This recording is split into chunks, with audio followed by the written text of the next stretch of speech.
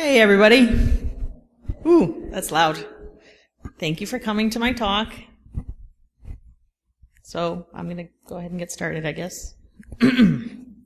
So you've inherited a security department, now what? This is me. My name's Amanda, or InfoSister Online. I've been doing blue team related things for about 10 plus years. I've worked in healthcare, ISPs, higher education, bunch of different places doing, jack of all trades, sysadmin, network security, that kind of stuff. So the premise of this talk came. I had the idea about a year and a half ago. I had just started at a higher education job. Walked in and they had absolutely no idea what security was. And just the frustration that comes with walking into a place like that and having to start a security program from the ground up. I mean, the other engineers there knew about security too, but nobody outside of the 3 or 4 people knew or cared about it. So I wrote a blog post about, this frustration, and like, all right, well, there's so much you can do for free, that so many companies aren't putting in place that maybe, it would be good to write something, to give to somebody that was in my shoes walking in, that didn't really know where to start. So I started working with O'Reilly, and this is a book that I'm writing with Lee Brotherston. He's out of Toronto, and he kind of has been in the same boat, right? He's done consulting for a while, a lot of like Linux admin stuff like that. So we're like, all right, well, all of these things that we know to do, but other people don't, maybe we'll just consolidate it all, put it in a book, fill a gap that's out there. So this book was born. It's not out yet. It's not printed, but it's on its way. It'll be out in March. It's broken up into 3 different categories. We have the free and easy things that we can do, and this is how this talk's going to be broken out too. So free and easy, free and not so easy, and then all the expensive shit that you do afterwards. So, I'm going to read you part of a quote that I really like. So many attacks on the internet and network systems have no particular target. The attacker simply sends a large broadcast that uses any unprotected system as a staging point to launch an attack. So, like botnets. Oh, shit. Sorry. Using computers without basic protections like firewalls, antivirus, and user education not only affects your own business, but many other businesses as the virus is spread around the internet. So, fix your low-hanging fruit. You want to be more secure than the next guy. Just make it that much harder. So, step 1, work with your stakeholders. You're not going to just walk into a place or start a new security program and not tell anybody. You could. It's probably not the best idea. You can present your research. So with those stakeholders, so you're going to have, your DBAs or people in finance or C-levels. You need some kind of task force or team or group of people that you need to let them know how important security is, right? Otherwise, it's just going to be you in this massive sea of non-secured environment, and you need a group behind you. Tactfully explain. You're not going to walk up to them and just start ranting and raving about the status of the network. You need to present it in a way that they're going to take that information and be able to do something with it. After you've done that, those people are going to be able to work with you to create milestones, project plans, whatever, just to kind of get the ball rolling. And then you're going to let them know how much you can do for free that isn't already being done. Usually, top C-level execs really enjoy it when you can tell them you can do this stuff for free and you're not walking up to them and asking for $1 million budget to do what you need to do. So I'm a huge proponent of asset management. Nobody does asset management right. Like if I could find somebody that knows exactly what's on their network and where, please let me know how you've done it. I've not found a single place that knows what's on their network. I'm really anal about that kind of stuff. So I would want to know, if somebody plugs something in my network, I want to know. I want to know what it is. I want to know if it's ours or if it's, something they're bringing in from home. You can't protect against what you don't know. So take charge. I'm going to go over a couple different things you can do for asset management that are free. And most people don't want to do the asset management themselves, so it's a good opportunity for you to just do it on your own. Have one source of truth. There's I just talked to a company that we were trying to find out how many endpoints they had and what their domain controllers were. Like, well, we think we have 6 domain controllers, but we also have this other domain, but we're not really sure where those reside. We have this list over here in SharePoint, and then we have this Excel spreadsheet, and I don't have access to that subdomain, so I don't really know if those are how many DCs are on that one. That's a problem. I mean, your domain controllers are something that it should be really high on your priority list to secure, right? So have one source of truth. Don't have the spreadsheet and the SharePoint and whatever. You need to keep it all organized. Visibility into your network, that subdomain, know what you have visibility into. If you don't have visibility into it, that's fine. You just need to know, if it's another company, whatever, that's stuff that needs to be documented. And then automation. You don't want to have to do all that stuff manually. And don't forget the cloud. Just because, your website's hosted somewhere else doesn't mean that you're not responsible for the security of it. You're late. And there's a lot of different methodologies for asset management that are out there. This is one of them. So assessing, planning, and implementing. So let's start with the free and easy. OSINT, so open source intelligence. This is free, right? This tool is pretty cool. It'll tell you like all the different websites or software that's out there that you can use to do OSINT. Do it on your own company. You can do this if you're even looking to move jobs, right? I should have, in hindsight, done my research on the company before I took the job because they had, what was it, like 4/16s, and all of them were on Shodan.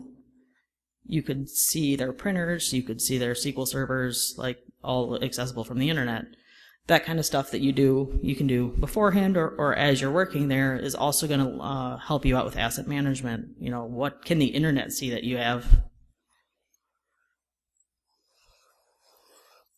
You can see what your public-facing technology is. So Build With will actually show you what your websites are made out of, right? Is it running Apache? Is it a Microsoft server running IIS? That kind of stuff.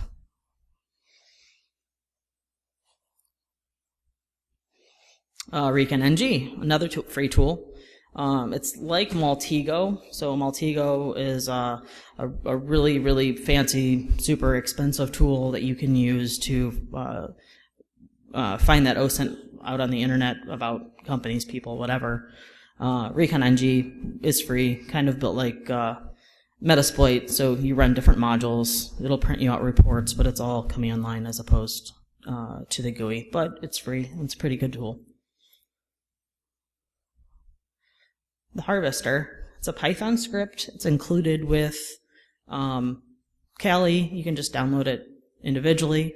I actually use this, put together a user education by phishing at the healthcare organization that I work for. This is going to scan Facebook, Google, LinkedIn, whatever, for all email addresses on your domain. Super easy for an attacker to run this against your domain, and boom, he has a list of email addresses that he's going to target. Those are probably going to be the key people that you're going to need the most user education, because their email addresses are out there, and with an automated tool like that, you don't need to even put any thought into it. A really good defensive mitigation or way to monitor this kind of stuff is, if you have a public-facing website, put a honeypot email address somewhere on it, right? Just some random email address that you're never going to actually use. Nobody's going to, email it on purpose, right? Monitor that email address, and you can know when people are scanning your website and trying to, actively phish.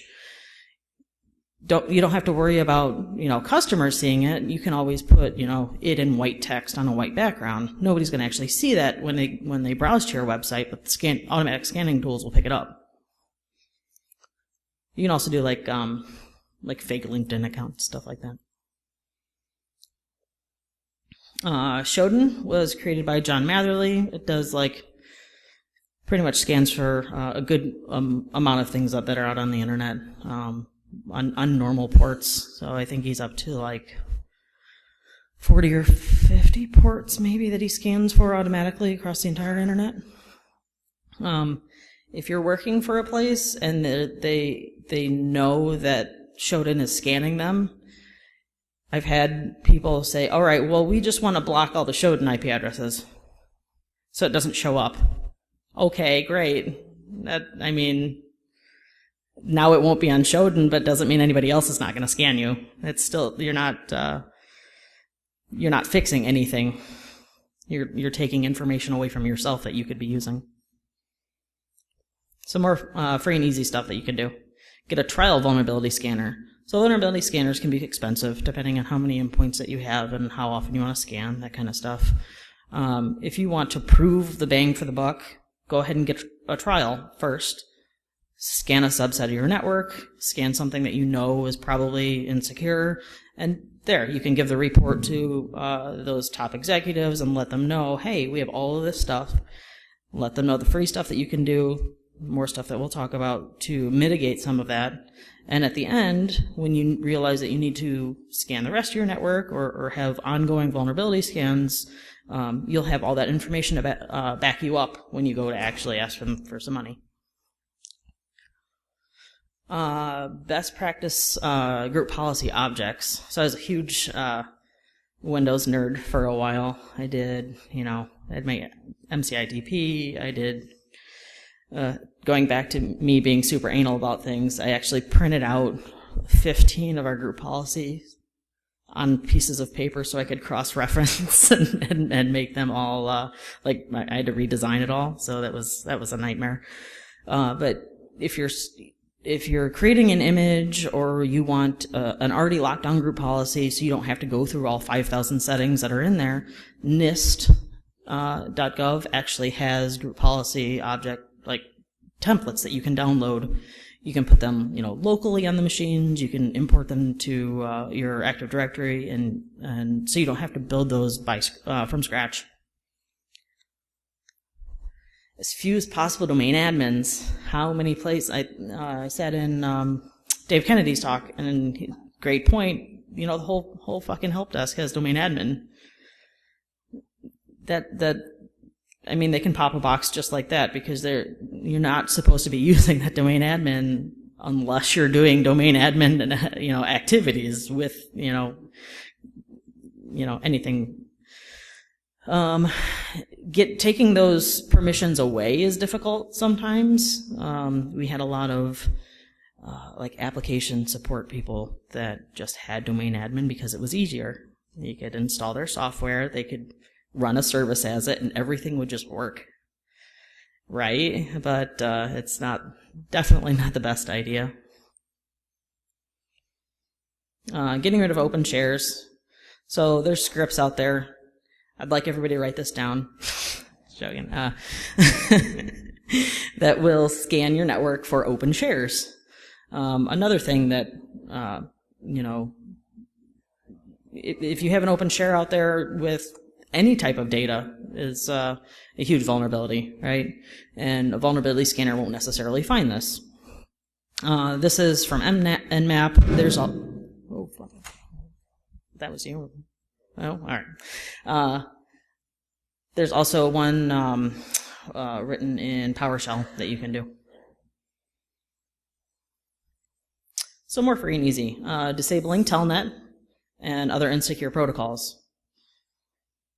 There's a lot of devices, like old Cisco devices, old mainframes, that kind of stuff that you can't disable Telnet. They don't give you an option for SSH. All right, so if you can't disable it or you can't switch to a more secure protocol, you can alert on it. Splunk's not really free, but there's other pieces of software that you can set up that will alert on the login over that port. Ensure web logins use HTTPS. So this was a public-facing firewall. I did the SCCTF, not this DEF CON, the DEF CON before, and Frontier was the company that I had to find all the OSINT information on. All of their F5s were HTTP. There's like 30 or 40 of them throughout the United States that were all just plain HTTP. Locate and destroy plain text passwords. This talk's full of just horror stories that I've had to encounter. The place I work at, the healthcare organization, when we got our first pen test, one of our network admins had all passwords for the organization in a password-protected Excel spreadsheet. So they had domain admin within 5 minutes. No open Wi-Fi. Same place. I was actually working at the help desk at that point. Got a call from a lady, and her Wi-Fi wasn't working.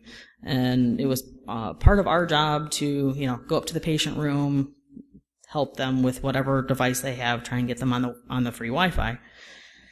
Well, that Wi-Fi had no password, no way of authenticating you, whatever. Turns out that she was on the next street over, using our Wi-Fi as her internet, and she just wanted to call and let us know that it was down.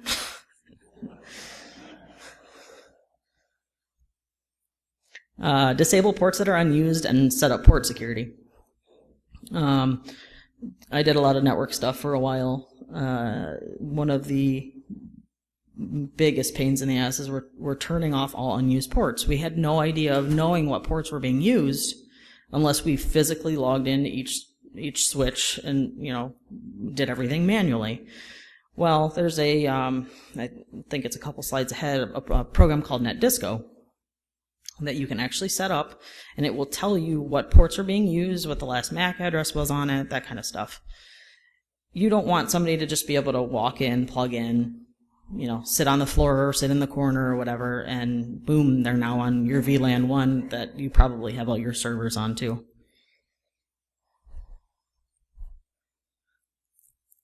So, disable SSL. That's a no-brainer. So 33% of all HTTP servers are vulnerable to one of the below-mentioned vulnerable exploits. So Heartbleed, Poodle, the lock one. You can use SSL Labs to see if your websites are vulnerable for it. And not necessarily, you don't just worry about your external websites, you want to worry about your internal ones as well. And OWASP and SANS has, different tutorials on how to disable and switch to TLS, right, for whatever type of web server that you're running.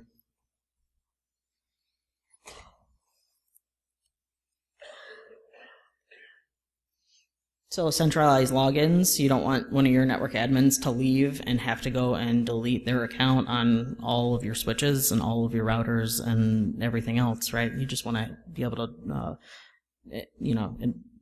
in one fell swoop, just disable their account. Who knows if you'd end up missing something, right? Use BitLocker and endpoint encryption. Especially if it's healthcare or something where you have a lot of patient data.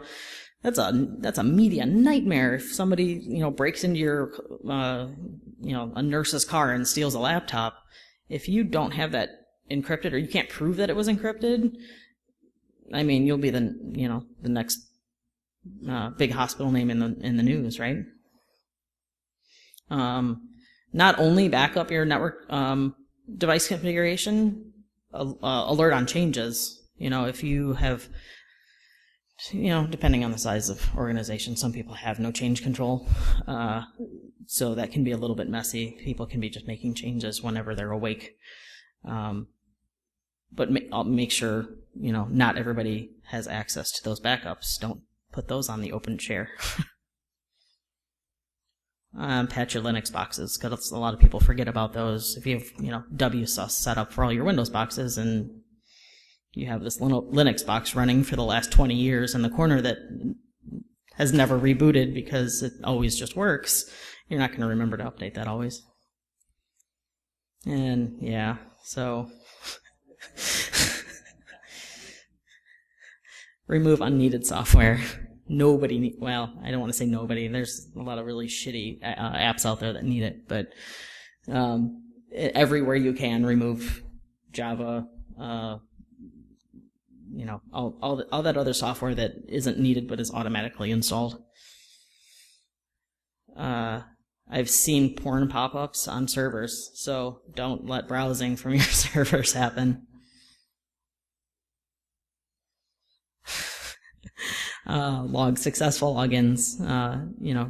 If you see a bunch of unsuccessful logins, people normally log for unsuccessful logins, right? Because that's what you want to look for. But if you see a whole bunch of unsuccessful and then a successful, you could gather a little bit more information from that. In ILO settings and passwords. So like Dell HP servers, right, will have lights out cards that will let you control the physical hardware from remote without it actually being on. This is they ship with really insecure protocols, and a lot of the times they ship with default passwords, and that's not something that you normally think of. There's a Metasploit module out there that will scan for HP and Dell, I believe, and will kind of let you know if that's a exploit that can be run on that protocol. And your DNS and DC server should be just that.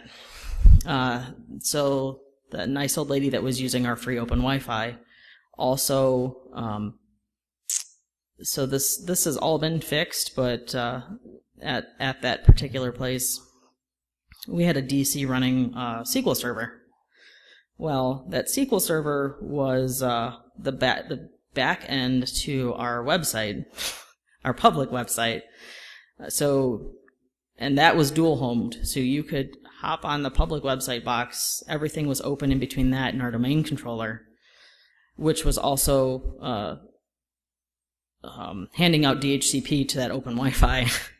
So you could go full circle out the open Wi-Fi back in through the website and just,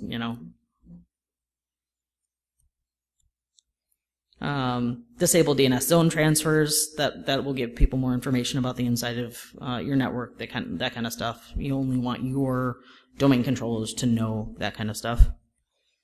I already covered that. Restricting access to backups. Close your open mail relays. You don't want, there's a whole list of open mail relays out there that you could send email as whatever you want to whoever you want. You don't want your mail server to be one of those. And a lot of them are Exchange. Turns out people will just install Exchange just by default and think that they're completely fine. So this is pretty cool. Can you tell where the ransomware started encrypting shit?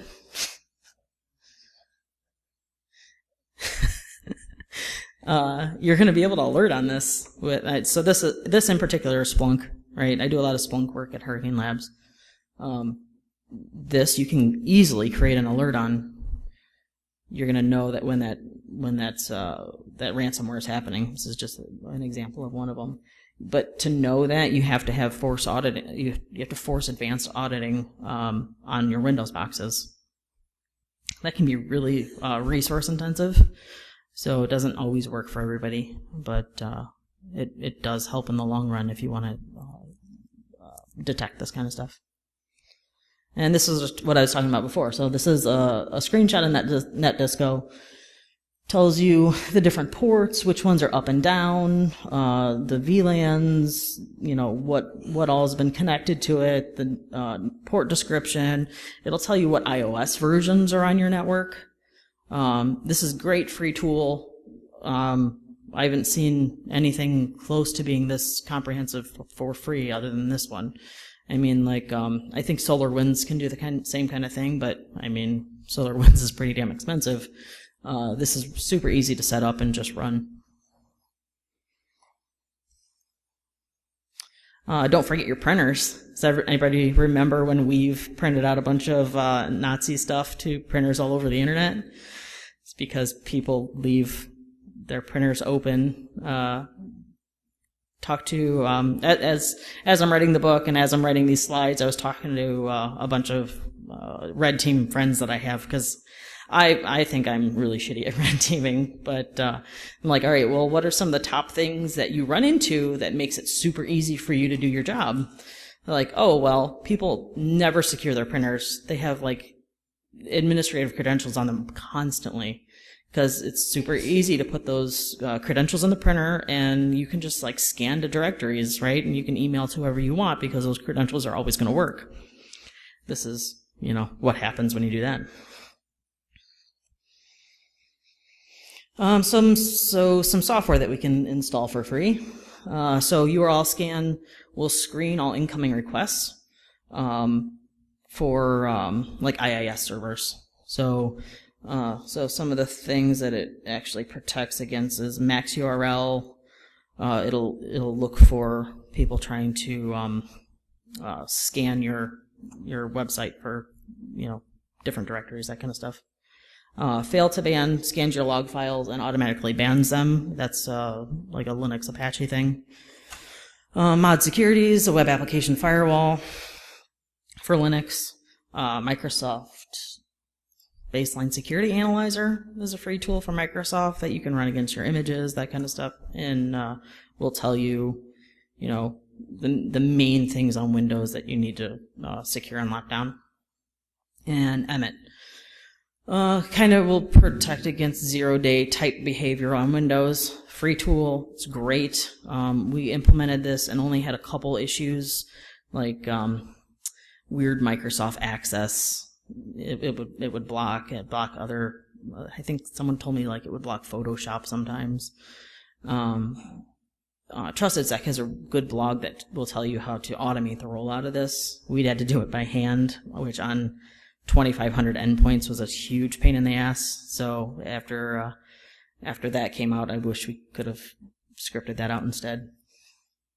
The thing that you have to watch out for Emmet though is, I think with new it will with the newer updates, I think it will break. Forget that. I can't remember. So an IRL bug out bag. It's totally backwards. So when the shit hits the fan, you want to have a good idea of what to do. Have a plan, run through this kind of stuff in your head, work with that team that you've been working with this whole time to talk to the different stakeholders, and figure out what your steps should be. If your data center explodes, or someone steals your domain controller and you're just screwed, you want a good list of stuff that you're going to have to do what you need to do for IR. There's a really good book. It's Defensive Security Handbook. No, that's mine.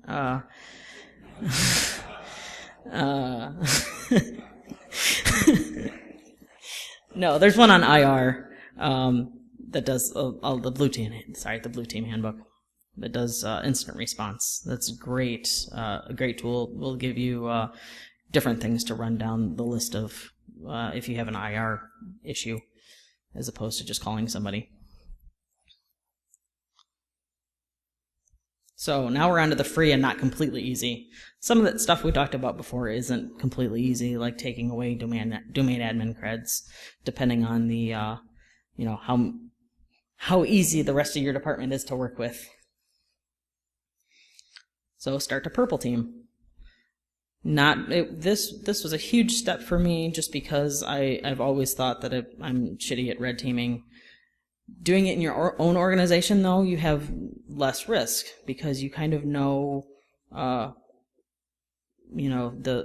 layout. You know that who to talk to if you break something. But it doesn't take a genius to do some of these purple team things. So user education, also not super easy. Some people think user education isn't worth it. I've seen it be worth it. We put together, so it was all awards-based user education. If someone would report on like a phishing exploit that would come in, or a phishing attempt that would come in, they would get put in this monthly drawing. We saw our time for reporting phishing go from either never reporting at all to, I think we were able to, we stopped an actual professional pen test team from getting in 3 minutes. We had somebody call right away. We were able to, block them and stop them in those 3 minutes. Without user education, that would have never happened. There's a tool out there that you can actually run that will change all your local admin passwords. Makes it a little bit more difficult for an attacker to hop from box to box if they have to get the new password every time.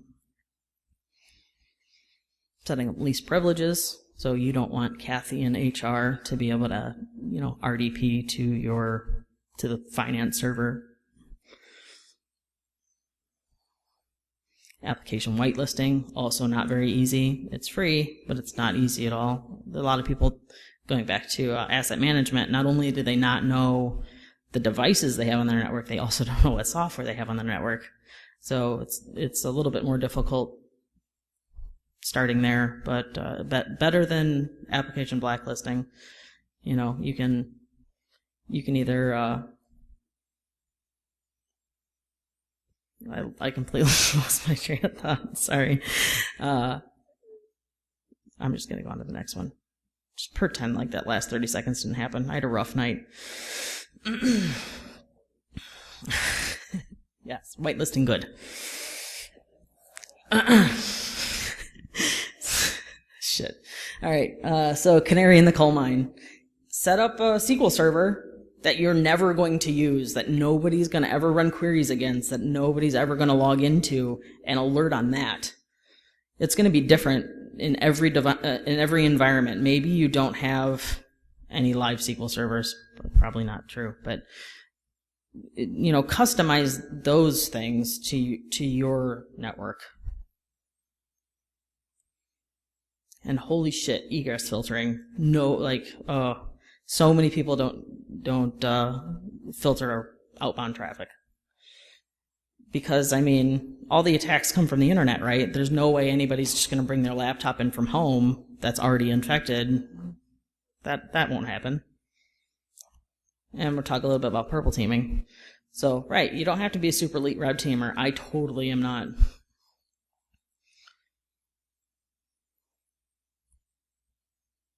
But, so you can use a responder. There's a bunch of talks out there about responder that you can, this is super non-invasive. You can do this on your network, and just learn about it. The more you know about how the red teamers and the attackers think, the better you're going to be able to defend your own environment. So do this one carefully. I've accidentally brought entire network to their knees by doing a mass scan. Turns out some enterprise grade next gen firewalls don't handle mass scan very well. Fire up Metasploit, play around with it. It's great books and forums and this huge community around Metasploit that you can really, really learn a lot from. And you'll find more shit on your network that those vulnerability scans aren't going to find. So Rawr is pretty cool. We'll scan your network for port 80 and port 443, and we'll give you this nice little report and printout of all of the websites that it finds. And it'll just do a screenshot. Really great for attackers to just run this and like, oh, you know, that website doesn't really seem like it's locked down, or hey, this one looks like people really use it a lot, I'm going to spoof that one. Use set. So when I did the whole phishing thing, set is what I used to, you know, spoof the email addresses and send out that kind of stuff. And it'll send you back those credentials that you're capturing in real time. You can do, I mean, it has a whole bunch of other stuff too, but I think one of the easier things to do is use this for those phishing exercises. So these two links, everything in the first link, so it's the top 5 ways SpiderLab got domain admin on your internal network. So they write responder, but they have you know, a great list of things that you really need to protect against. NetBIOS and LLMN is, you know, pretty high on that list. Last time I brought up this slide, like half the audience left. Like, shit, we don't want to listen about compliance. Nobody does. But pick a compliance standard and stick to it. There's so much you can get accomplished if you say, oh no, we have to do this because HIPAA said so. It's better than just a check mark, right? You can actually affect change by picking a compliance standard. Don't just worry about the compliance. But if you do security and you do security right, that compliance is just going to fall in line. So probably the top 3. Segmentation. That whole, you know, website that was dual home that you could access the DC from, segmentation and a DMZ would have really, really come in handy there. Setting up VLANs. You can't put a firewall everywhere, right? It's just not, I mean, it's not really possible. I mean, not great for costs, but you can segment with VLANs, you know, put all, depending on the size of your network, either put all servers on one VLAN or put all web servers on one VLAN, and you can set up access control lists in between the two as opposed to putting a firewall in between everything. And Active Directory delegation of rights. So all of those domain admin accounts that you took away from everybody that didn't need them, you can give them the right set of permissions as opposed to just walking around and doing their jobs for them. And you can do that with Active Directory delegation. So you can, you know, say, you know, the help desk can only do these certain things as far as the domain goes, like moving PCs to different OUs, that kind of stuff. So now that we've done all of this free stuff, there's also, I mean, all those blinky boxes that are out there. Now you should have a budget. If you've done your due diligence, you've worked with them as a group, you've, you know, spent the last 2 years implementing all of the free stuff that nobody ever thinks about. You're like, look at all of the stuff that we've done. Now could we please have these advanced tools? So get a real vulnerability scanner at that point. You know, you're going to outgrow the free trial. It's only good for a little bit anyways. You should be doing vulnerability scans full scope. You know, you don't want to just forget half of your network because they think it's a good idea that you don't scan that part. And do it I've seen people do it monthly, quarterly. Some people say they do it weekly, but that's a horrible idea. There's no way you can make enough change from one week to the next that you need a vulnerability scan every week.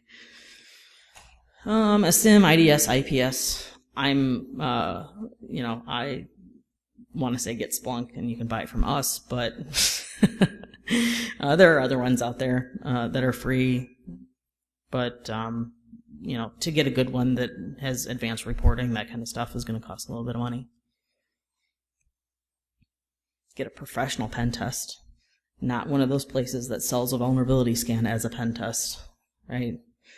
You need to know the difference. You need to, if they're giving you stuff that you already know based on what you've done a vulnerability scan on, you're not getting the money. You're not getting the value for the money. And not only two-factor authentication, but two-factor authentication implemented correctly. So we had I'm not going to say the name of it, but a two-factor software that instead of giving you a code or having a fob texting you, push app or whatever, it would call you, and all you had to do is hit pound, and it would log you in. That was technically, on paper, compliance. You were covered for two-factor auth. What would happen is, the pen testers got some credentials. It was using two-factor auth, but they used it called the person, and they just hit pound.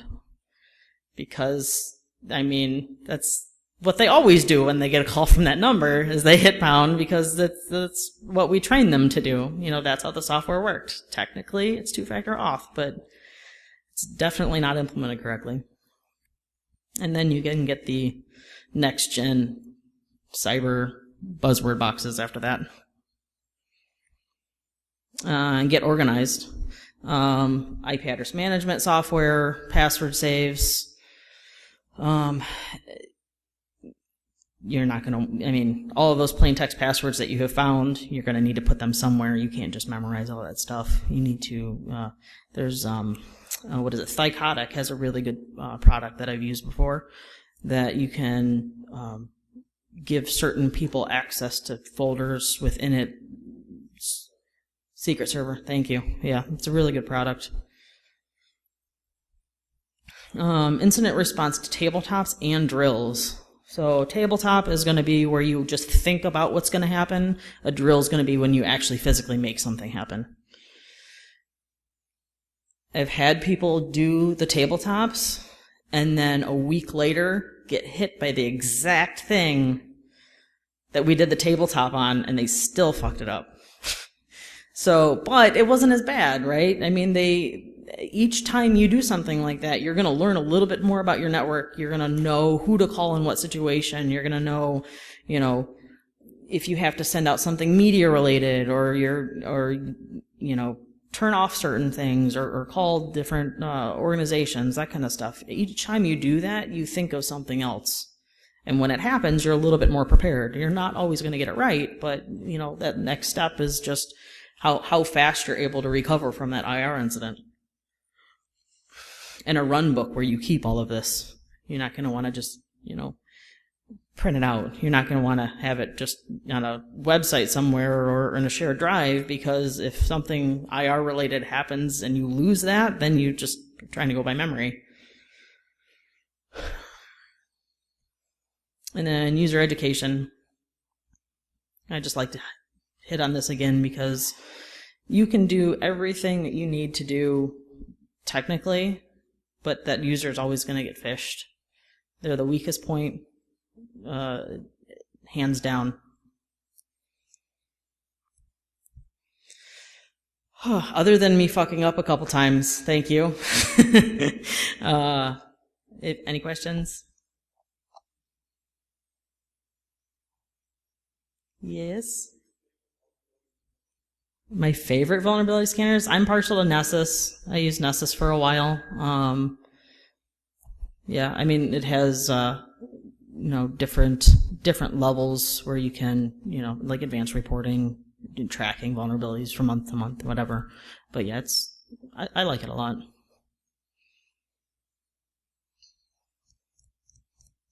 Is that it? All right. Oh, one more. Go ahead. You're going to make me talk about application whitelisting when I sat up here and froze. Go ahead, sorry.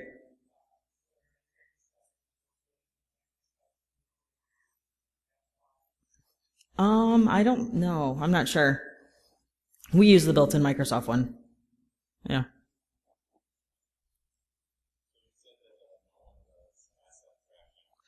Correctly, yeah. Oh, for asset management? Using several of those tools, right? So Netdisco is going to be your one source of truth for your network, right? DNS for everything else. I mean, having everything in DNS, most of that just populates automatically, right? So using that as your one source of truth for endpoints is good.